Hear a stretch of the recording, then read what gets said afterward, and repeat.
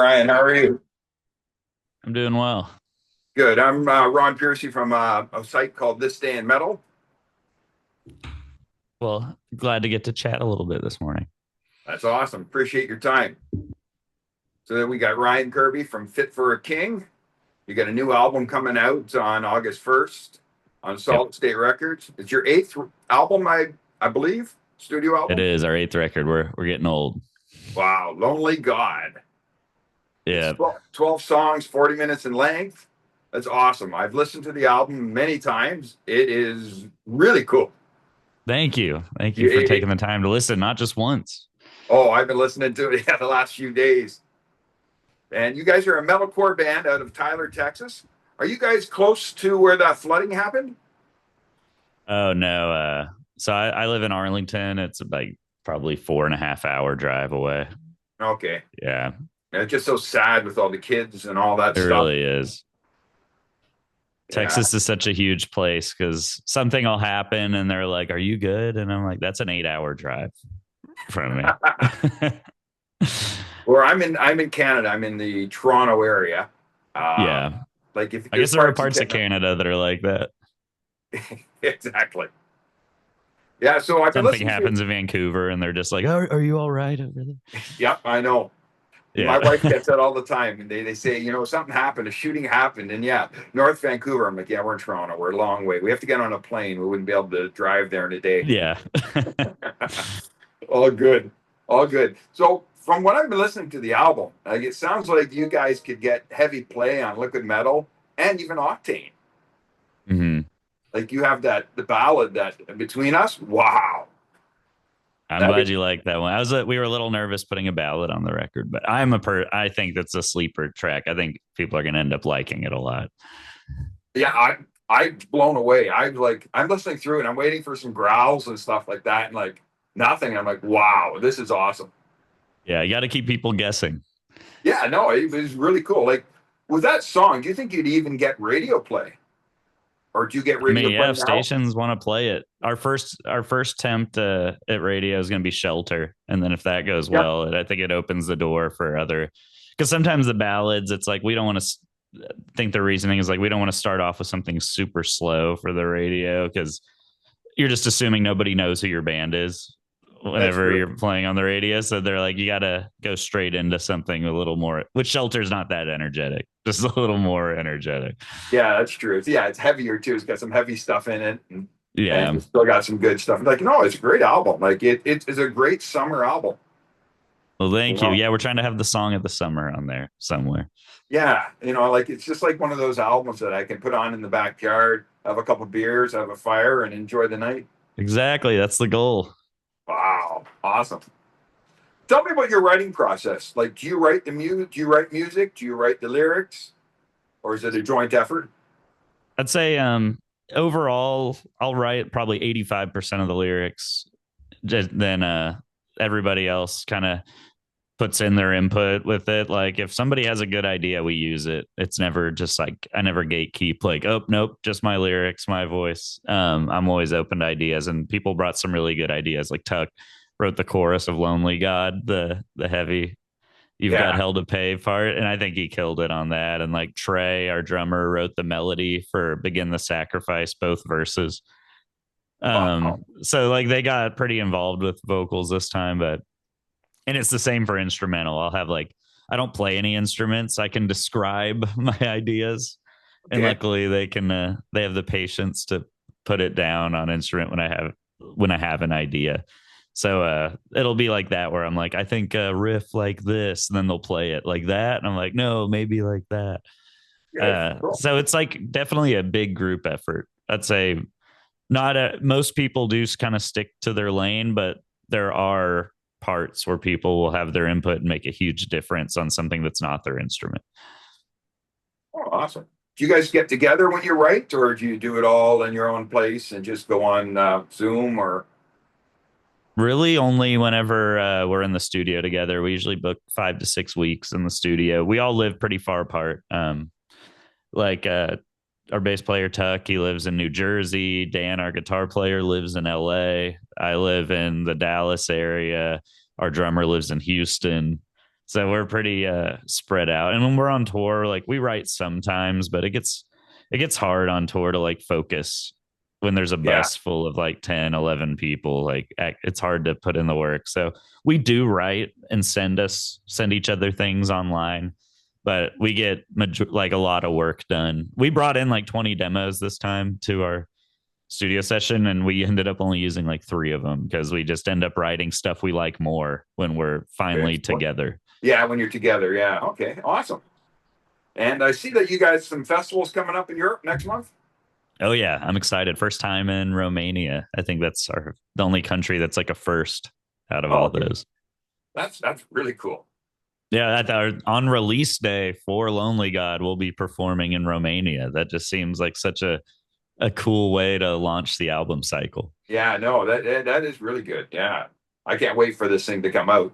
I was already on your website today and I'm like, oh, I gotta order the CD. I like having a physical copy of Yeah. something I like. So I like it. So I'm gonna get it. It's nice that because vinyl's really taken over for the physical thing, but CDs are still nice to have too. Yeah, I was a vinyl guy way, way back in the day. Yeah. Then I came home one day and my brother took them all and sold them all and got some money. And And then you were no longer a vinyl guy. no, I went, I said, okay, I'm a CD guy, and I just found it easier, Like when I used to buy the albums, I would put them on the turntable and put a cassette in and record it, and that's how I listened to it all the time. Yeah. I didn't sit at home with a record player on. Yeah, and CDs you can at least skip the tracks easier than walking up to your record player. Yeah, that's true. Yeah, if you don't like it, you just hit forward, or you like that song. Ideally, you just write a record that's so good that you don't need to skip it. No, yeah, like front to back, yours was awesome. It was really cool. That's what we are still very much an album band, and we try really hard to make the album like flow to where you don't feel fatigued through parts of it. And like, so we're like, all right, maybe I want to break here into a ballad, then to go back into a heavy song. And it's like, I don't know, maybe it's stuff people don't notice because most people just listen.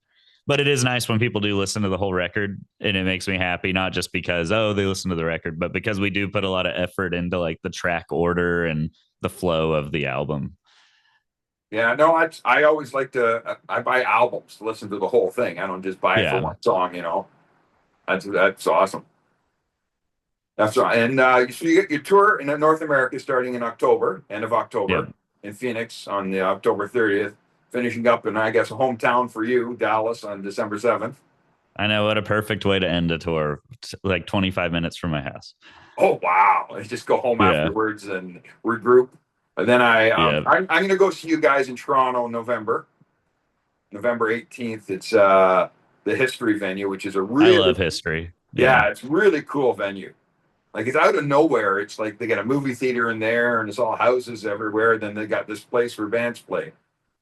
Honestly, when we were booking the tour, a whole week of the tour was based around the availability of History. Because we wanted to play, because there's not a lot of other like great options in that size. You can play smaller venues, but they're not going to be as nice sound wise, or the experience for the fan isn't as nice.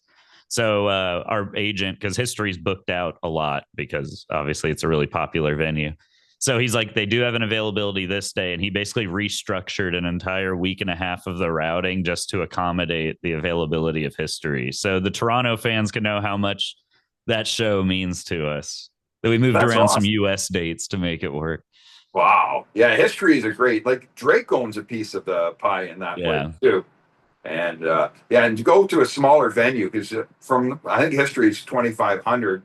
Then the next places you can go are like 1,000. So that's a lot. And the sound quality is not as good, and like there's not as much room to even it's just because especially like we want our fans to not just enjoy the set, but enjoy the night. Like it's an outing. Like make it to where it's easy to get a drink and relax and have space. And History is a great blend because it's still good for the pit and everything, but it also is great if you want to relax. Yeah, I really love that venue. And you got some good bands. Like you got Make 'Em Suffer is coming out to see with you guys. I saw them in February here in Toronto. They played a small. They're an incredible band. I love them. I thought their album was one of my favorites last year. Blew me away. And when I saw them Yeah. live, oh my God, they were amazing. So I'm So it so sounds like a excited can't that you miss guys, tour for you then. yeah. Oh, yeah. It's bonus. Yeah. Yeah. To see you guys and to see them. Oh, yeah. I'm really excited. And I see that you guys are heading to Japan and Australia in January. Yep. Have you played Japan before?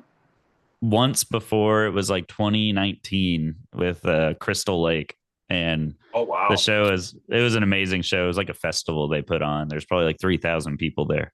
So we haven't done like a intimate show because I think these are like 500 caps.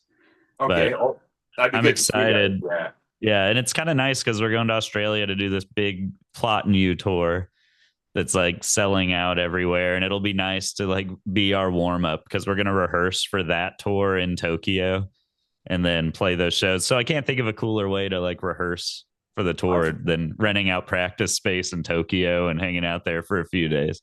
Yeah. Have you played any other Asian cities also or before? Uh, I'm I think we in Asia only Japan so far. We really want to get out there and play more of Asia with this Um, new record. the Philippines would love you guys. Oh yeah, everyone. That's Well, the meme on the internet is everyone in the Philippines can sing incredibly, so I'd be intimidated.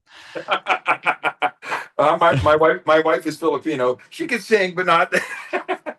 There's like this whole thing where it's like just ask a random person in the Philippines to sing, and they're going to be better than your average singer anywhere else. But they got some good venues in. Well, I they're the main city there, Manila. That's where they usually put shows in. I'm not a fan Yeah. of Manila, but I'd go there to see you guys if I was in the Hey, you Philippines. know what? I want to play anywhere that's willing to have us and has the venue that can accommodate it. I'm Wow. beyond, in my mid 30s playing like a little shack with one PA speaker doesn't sound as appealing anymore, but Yeah. Oh my God, and the price too. Like you yeah. guys would lose a lot of money that way. Yeah, it's like we got to fly there and we have to get visas and hotels and all that. Yeah. So, do you like touring? I like touring. I like writing more. I've been telling people I like writing more than touring, and touring enables me to write more because that's how you make the money. And then you take that money and you can go write with your time off. So, Yeah. and I view tour, I'm starting to enjoy touring more. I think on this new album, we're doing a lot more to like enhance the live show and bring what we do in our music videos to the live show and not just go up and play really good, which there's nothing wrong with that. And we've done it for a while, but I'm like, I really want to take the live show to another level. So I think if applying what we do to our writing to the live show will make me enjoy touring even more. Okay. Oh, I I can't just wait to love see the you like guys. creating aspect of music and the like art, and playing shows isn't so far hasn't been like the creative part. It's the performance. But if we can add some of those like creative elements, obviously, then it would be mixing my two favorite things together. Awesome. Do you have a favorite place you'd like to play live? You like to play live? I mean, I know maybe Toronto doesn't want to hear this. I love Montreal. The shows there. The We love shows in Montreal. Montreal are always like so insane. I think for a while Montreal was our like highest attended show, headline show. I think it got passed by Denver on our last tour, but we'll see on this next headliner. Oh, Montreal right now I think is number 1 or 2 in ticket sale. oh wow. Montreal is a Something fun I place. don't know why. Um, they always show up, but I love Canada in general has just been incredible for us. And I'm not just saying that because I'm doing a Canadian interview. Like our highest single like club show merch sale day, I think it still might be, was Calgary. Out of Oh, wow. anywhere in the world, we sold more in Calgary than any other city, and that's even after U.S. conversion. So I know some people might say, "Well, that's because of the Canadian dollar," but Oh, um, that's awesome. and every Western Canada show was sold out.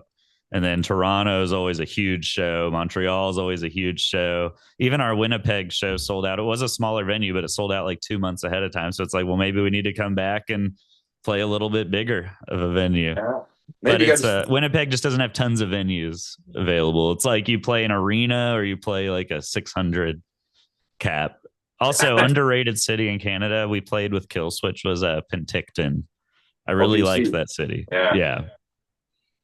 Oh, that's all. Have you gone? Well, you haven't gone out east then. You haven't done Nova Scotia, New Brunswick. No, those are so hard to route because there's not like, because at least when you play Winnipeg, there's like Minneapolis, right? But or Yeah, Montana, and it's like, okay, we'll just go down and play Billings right after we play. But when you're in a up in the Northeast Canada, it's like you got to go make this huge trip. And where are you going to play Maine? It's like that's like a 10-hour drive still.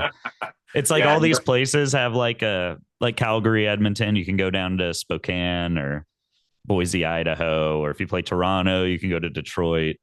You can do it's like there's easy ways to get back into America. I think that's why it's true. Nova Scotia has such a hard time getting tours because it's you have to pay enough money to convince the bands to drive very far out of the way. Whereas like Montreal and Toronto, it's pretty easy to like get to those cities and all that.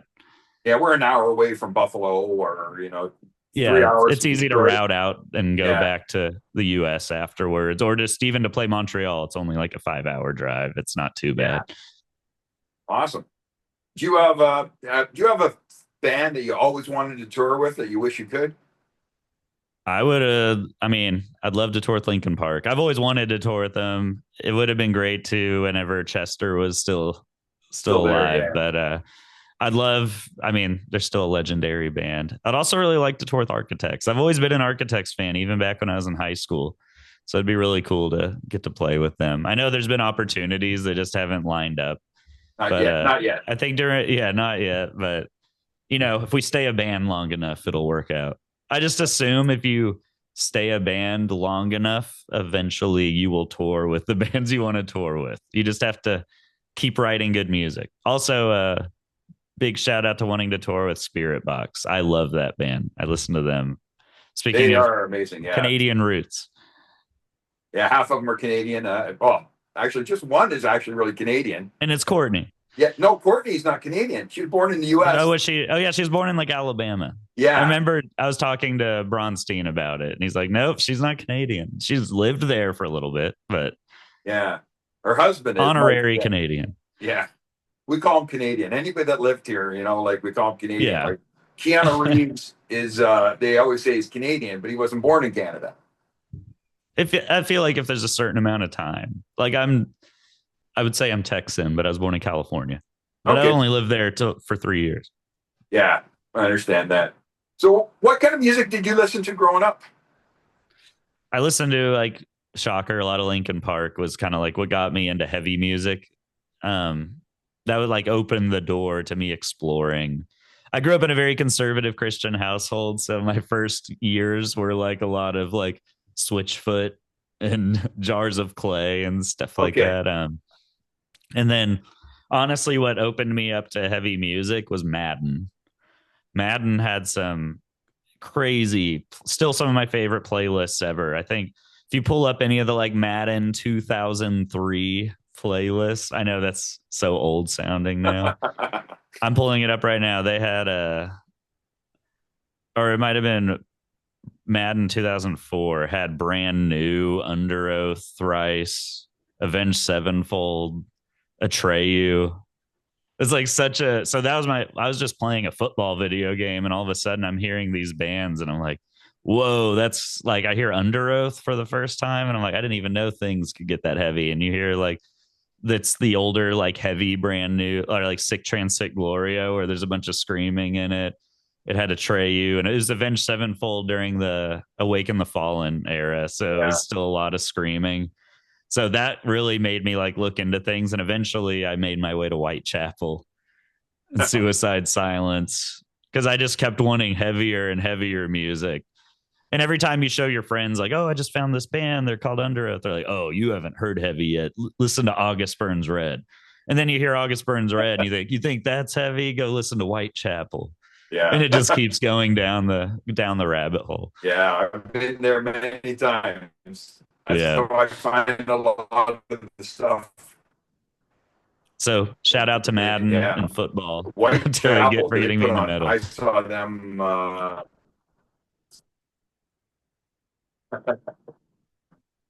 Are you a sports fan? Yeah, I'm a big like Oh, baseball, are you a football, sports fan? basketball. Those are the Yeah, That's I'd your say thing. the big three. Not as much hockey. I know That's that's the our big one Canadian in way. Canada. Even though the Dallas Stars do consistently do well, I should probably pay more attention to it. Yeah, no, and baseball. I got a family friend that got three of their kids play pro ball. I mean, the Blue Jays and the Pretty rare Rangers for a have Canadian. some rivalry going just after the Jose Batista stuff. Oh yeah, that was a long time ago. That was about 10 years ago, It was. and everybody still talks about it. I don't think I the think he's been rivalry's retired still for there, but 7 it years. got pretty crazy at those games. No, it was awesome. The Yeah. Jays, the Blue Jays, I call them my Blue Jays. They're doing really well right now. All-star break, so Yeah, we'll the see what Rangers aren't happens doing. in They're like the half 500. So they can turn it around. They won a World Series 2 years ago. I can't complain too hard. No, it's true. Yeah. Is it wild down there in Dallas when that happens? When they Oh win? yeah, I actually was at they were the game that they won the World Series, they were playing in Arizona, but the ballpark was doing $10 for a viewing party, and it was like 20,000 people watching the game on like the screens at the ballpark, and they had all the concession stands open. They had all this stuff, and it was like going absolutely crazy. And when I left the ballpark after they won, like everybody's in the street honking and going crazy and screaming and all that, because the franchise had been, I think the Rangers were in like the top five in the longest time without a World Series ever for a franchise. So it was because they've been around since the 70s or 60s and never won a World Series, and came really close twice. So I think everybody was just so pumped that it finally happened. That's like us here with hockey. Like I went and saw Metallica a few months back, and the Leafs hockey. They were in the playoffs, and Yeah. they had a playoff game when Metallica was playing, and half the people had their phones out watching the game while Metallica was playing. Yeah. I was one of them too. I mean, I would do that. Over here, the real craziness is Dallas Cowboys. I live like 15 minutes from the stadium and 10 minutes from the Rangers stadium. The Cowboys, I mean, they're the biggest franchise of any sport team in the world. So Yeah, everybody knows the Dallas Cowboys. Anywhere you go. Yeah, I drive 10 minutes, and well, it's 10 minutes away, and I still barely ever go to games because the tickets are just out of this world expensive. I think at minimum it's like a few $100s per ticket, and that's for like the cheapest, like bad seats, and parking's going to be $80 minimum. It's like and on top of that, if you want to drink a beer, it's going to be like $24 for a beer once you're in the. Yeah, it's I mean, they can't it sells out every game, so I mean, at the end of the day, you can complain all you want, but people are buying it. That's the same way we hear with the hockey. Yeah. In Toronto, for $500, you'd be lucky to get the worst seat in the house. It's like one of those things you complain, and a lot of people are complaining, but if it sells out, they're not going to stop charging. Like if it's. My brother has season's tickets for the Leafs, and he complains about them all the time. I'm like, why don't you sell the tickets? Then you'll get rid of them. But he doesn't. He spends a lot of money. And it's just like you complain about beer prices or concessions. Well, as you have a beer in your hand, and it's like, well, that's why it costs that much. You just bought it anyways. Yeah. Oh, yeah, they do. Yeah. Like with my Leafs, the Toronto Maple Leafs, the first period, the bottom bowl, all the expensive tickets, nobody's even sitting in there. They're still in the bar. It's they buy these nice tickets just to sit in them for the last part of the game. Yeah, that's great. Well, they got the money, so they can do whatever they want. Yep. All right, I've taken enough of your time. We got some sports talking. It's good. Yeah, it's good. I love talking sports. No, me too. When I was a kid, I would actually the job I wanted was to be a commentator for like football or baseball, because I would even me and my friend would play Madden, and we would turn off the commentator audio, and we would commentate the game as if we were this is when we were 13 or 14. And I was like, looking back, I was like, that's some good innocent kid fun, right? And I was like, we probably sounded so dumb to our parents, but they were probably just happy we were getting into trouble. That would have been a good job, though. I know. It's funny because my grandma, she would always say, when are you gonna, this is when we're still in the band. Obviously, she's like, when are you gonna do something with that voice? You got such a good talking voice. I was like, I do. I'm in a band. It's my career. Maybe I don't do the talking part as much, but Yeah. No, that's awesome though. Hey, if you're a sports, maybe in the future, you never know. You maybe never I'll say be the never. PA guy whenever I'm done with music. I'll be the guy who announces all the players and stuff. Hey, that's a good gig. I tell you, the people that do that, it's awesome. It is. You get to, I mean, there's only one spot available, so you got to be Yeah. good at it. And you got to wait for that person to retire.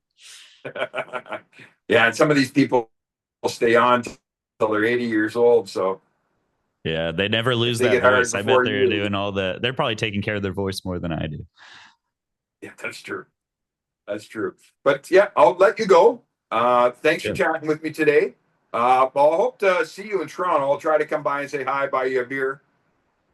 All right. Sounds good. All right. Thanks for talking to me today. And Yep. good luck with the album releasing and enjoy Europe. And we'll see you in Toronto. Yeah. See you at History.